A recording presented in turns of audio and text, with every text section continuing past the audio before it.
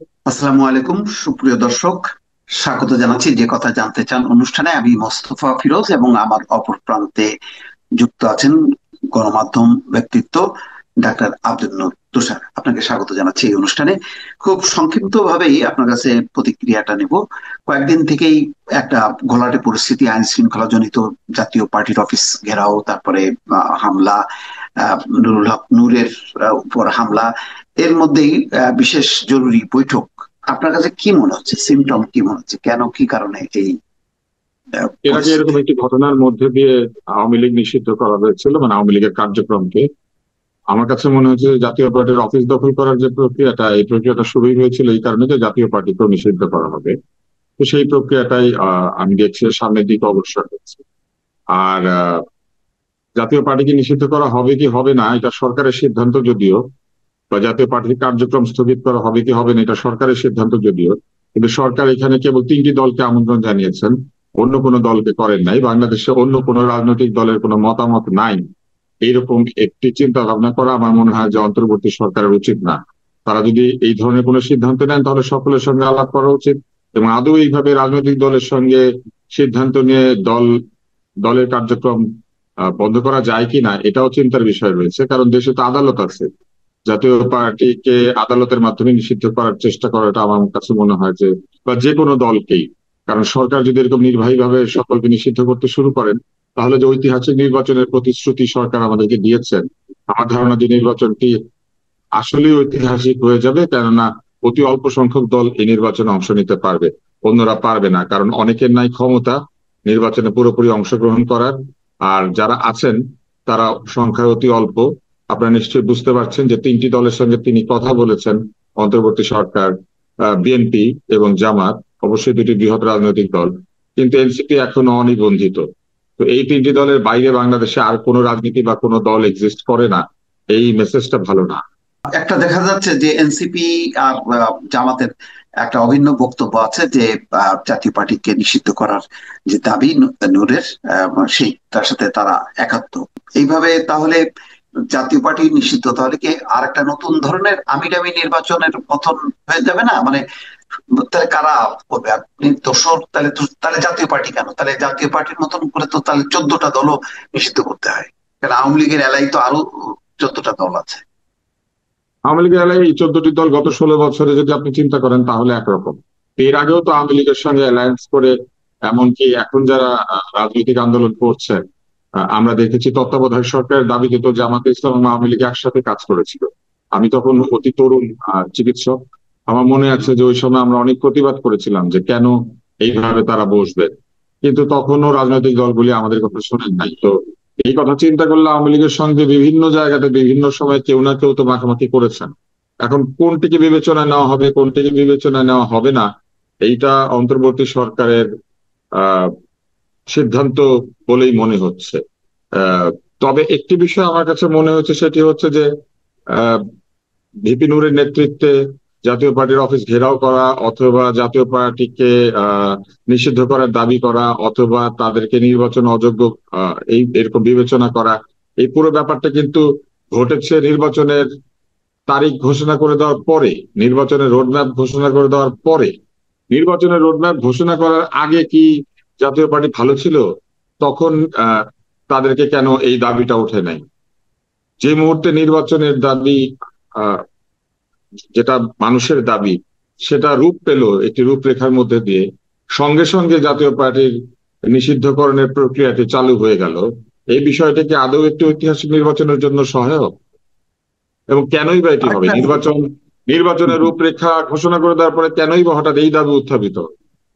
হুম হুম, আজকে তারেক রহমান একটা কথা বলছে যে নির্বাচন ঘিরে অশুভ শক্তির তৎপরতা দৃশ্যমান হয়ে উঠছে। আর আসিফ মাহমুদ সজীব ভুঁইয়া বলছে জাতীয় পার্টির মধ্য দিয়ে আওয়ামী লীগ পুনর্বাসিত হওয়ার চেষ্টা, চক্রান্ত চলছে। এই যে অশুভ শক্তির তৎপরতা নির্বাচনকে ঘিরে, আবার জাতীয় আওয়ামী লীগ জাতীয় পার্টির মধ্য দিয়ে পুনর্বাসিত হওয়ার চেষ্টা করছে, এটার আপনি কি কোনো ইয়ে দেখেন এই কথাগুলো?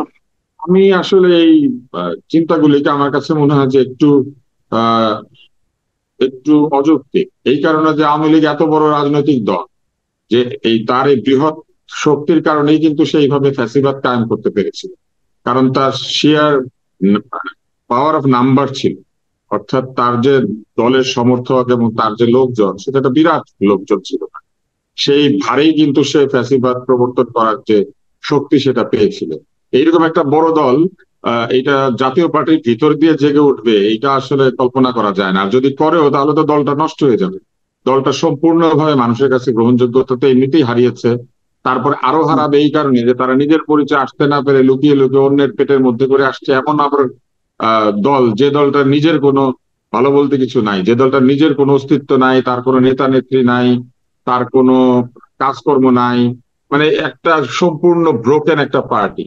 সেই পার্টিটার ভিতর দিয়ে আওয়ামী লীগ জেগে উঠবে, এটা ভাবাটা কঠিন। কেননা আপনি জানবেন যে একটা ভাইরাসও যদি বাঁচতে চায় একটা সুস্থ দেহ বেছে নেয়। ফলে একটা অসুস্থ রাজনৈতিক দলকে বেছে নিলে তো হ্যাঁ, আর আসলে এটা সম্ভব সেটা না। তো ছাত্র শিবিরের ক্ষেত্রে কিছু কিছু বলা হচ্ছে যে এটা তারা ছাত্রলীগের মধ্যে লুকায় ছিল। তো একটা ছাত্র তো সংগঠন আর একটা ছাত্রলীগ তো একটা বড় দল, আপনি বড় দলের মধ্যে ঢুকে বা একটা শক্তিশালী দল তখন ক্ষমতায় আছে, ক্ষমতাসীন দলের মধ্যে ঢুকে আপনি লুকিয়েছেন। জাতীয় পার্টি কে যে তার মধ্যে ঢুকে কেউ লুকাবে? লুকানোর জায়গা আছে তার? সে তো তার নিজের নেতা কর্মীদেরকে জায়গা দিতে পারে না, তার যে অফিস, নিজেরাই সেই অফিস প্রোটেক্ট করতে পারে না, তার ভিতর দিয়ে কি করে আরেকজন জাগবে? যে লোক খুঁড়িয়ে খুঁড়িয়ে হাঁটে, তার ঘাড়ে আপনি আরো 50 টন বোঝা দিয়ে দিবেন, এটা তো অযৌক্তিক চিন্তা। ওই 50 টন বোঝা দিলে সে সাথে সাথে মরে যাবে। আওয়ামী লীগের ভার নিতে গেলে জাতীয় পার্টি ওইখানেই ধ্বংস হয়ে যাবে। এই পরিবেশটাই তো মনে হচ্ছে যে বিএনপির মধ্যে একটা উদ্বেগ যে নির্বাচনটা একটা অনিশ্চয়তা বা এক ধরনের অশুভ একটি অবস্থার মধ্যে চলে যাওয়া, নাকি আপনার কাছে কি মনে হয়? মানে বিএনপি তো শুরু থেকে উদ্বেগের মধ্যে আছে, কেননা বিএনপি চেয়েছে নির্বাচন, কিন্তু নির্বাচন নিয়ে চলেছে টালবাহানা। বিএনপি চেয়েছে ডিসেম্বরের মধ্যে নির্বাচন, অনেক লেনদেন, নানান কিছুর পরে লন্ডনে গিয়ে বৈঠক করে তারপরে ফেব্রুয়ারিতে নির্বাচনে রাজি হয়েছে সরকার। হুম, হুম, হুম। এবং বিএনপি, আপনি লক্ষ্য করবেন যে সকল আক্রমণের লক্ষ্যবস্তু ছিল বিএনপি। যা কিছু হয়, ওই গিন্নি বলেন কেষ্টা বেটায় চোর, ওইরকম একটা অবস্থা হয়েছে বিএনপির, যেখানে যা কিছু হয় বিএনপির দোষ। সেরকম একটা অবস্থার মধ্যে দিয়ে বিএনপি সামনে নির্বাচনের দিকে যাচ্ছে।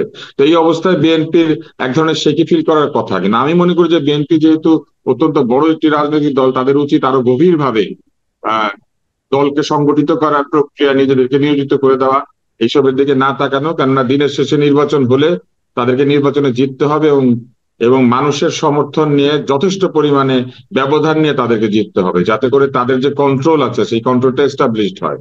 তো সেই কারণে আমি মনে করি যে প্রতিটি এলাকায় বিএনপির উচিত যোগ্য নেতা কর্মীদের উপরে ভরসা করে দলকে এমন ভাবে সংগঠিত করা যাতে কোনোভাবেই নির্বাচনে কারচুপি না হয়, নির্বাচনকে ঘিরে টালবাহানা করার সুযোগ কেউ না পায়, এলাকার শান্তি শৃঙ্খলা বিঘ্নিত করার সুযোগ না পায়। এবং বিএনপিকে আসলে এক ধরনের নির্বাচনের আগেই তার এই দক্ষতা প্রমাণ করা আমি মনে করি যে উচিত। আমি একদম শেষ একটা ছোট্ট মন্তব্য চাই। ঢাকা মেডিকেল দুটা দৃশ্য দেখা গেল যে আসিফ নজরুল নূরকে দেখতে যে মানে ঘেরার মধ্যে পড়লো এবং শেষ পর্যন্ত পিছন দিক দিয়ে বাগান দিয়ে পালালো। আর আসিফ মোহাম্মদ সজীব ভুঁইয়া তাকে দেখে এসে সাংবাদিকদেরকে বলল যে এই হামলার দায় সরকারকে নিতে হবে। তো সরকার একটা অংশ হয়ে আবার সরকারকে দায়ী করছে, আবার আসিফ নজরুল সেখানে আবার টিকতেই পারছে না। আপনার কাছে কি মনে হচ্ছে এই বৈপরীত্য? ঢাকা মেডিকেলের যে বাগান এলাকাটা, ওইটা হচ্ছে ঢাকা মেডিকেলের ফ্রন্ট সাইড, ওইটাই সবচেয়ে সুন্দর জায়গা।